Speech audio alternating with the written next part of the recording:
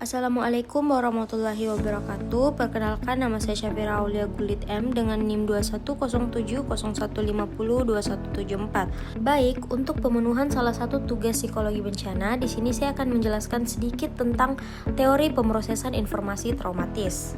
Teori ini dikembangkan oleh Edna Foa dan Barbara Rothbaum dan menjadi dasar dari salah satu terapi PTSD paling efektif saat ini. Inti dari teori ini adalah bahwa setiap emosi, terutama rasa takut, akan tersimpan dalam otak kita sebagai sebuah struktur informasi yang disebut fear structure.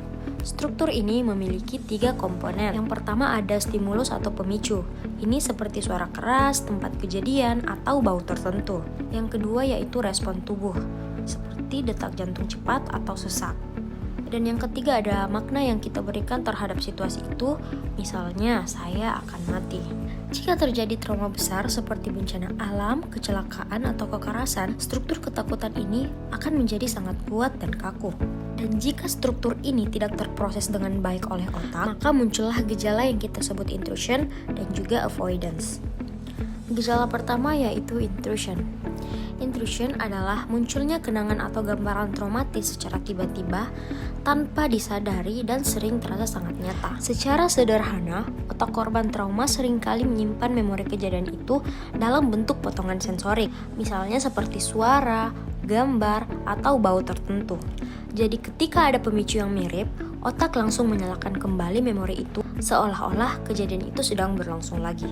Gejala yang kedua yaitu avoidance. Avoidance adalah mekanisme pertahanan diri di mana individu berusaha menghindar dari segala hal yang mengingatkan pada trauma. Avoidance itu ada 2 bentuk. Yang pertama avoidance secara eksternal, seperti menjauh dari situasi, tempat, orang yang memicu kenangan tersebut, atau menolak membicarakan peristiwa itu. Selanjutnya yaitu avoidance secara internal, seperti menekan pikiran atau menahan emosi tentang trauma.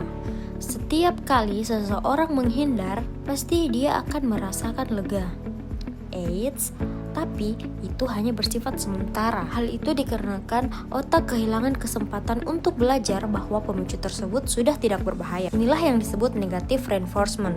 Akibatnya, struktur ketakutan tadi tetap kuat dan intrusion akan terus muncul. Kedua mekanisme ini saling terkait dan membentuk siklus berulang. Intrusi menyebabkan rasa cemas dan tidak nyaman, lalu individu melakukan avoidance untuk menghindari rasa itu. Tapi karena terus menghindar, otak tidak pernah mendapatkan kesempatan untuk mengoreksi makna traumatisnya. Akhirnya, intrusi malah makin kuat dan makin sering muncul.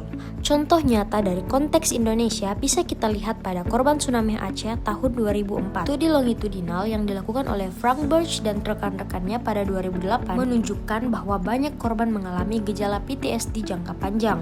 Banyak korban melaporkan bahwa mereka sering mengalami mimpi buruk berulang tentang ombak besar dan suara gemuruh laut. Beberapa orang juga mengalami kilas balik atau flashback seolah peristiwa itu terjadi lagi. Penelitian lanjutan juga menemukan bahwa individu yang terus menekan ingatan traumatis cenderung memiliki gangguan fisiologis stres jangka panjang. Hal ini sejalan dengan teori Foa dan Rothbaum, bahwa ketika pengolahan emosional terganggu dan struktur ketakutan tidak diubah melalui proses paparan yang aman, maka gejala trauma akan menetap bahkan bertahun-tahun setelah kejadian. Selanjutnya yaitu intervensi psikologis.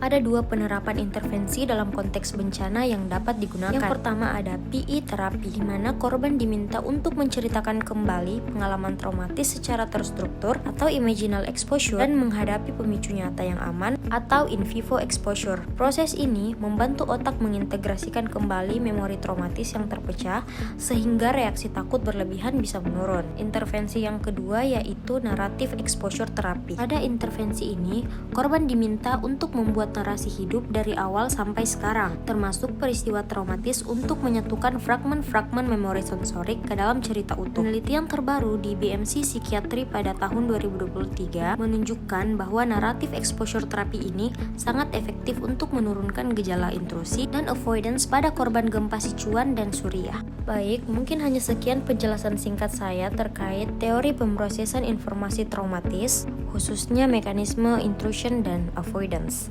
Terima kasih dan saya akhiri dengan Assalamualaikum warahmatullahi wabarakatuh.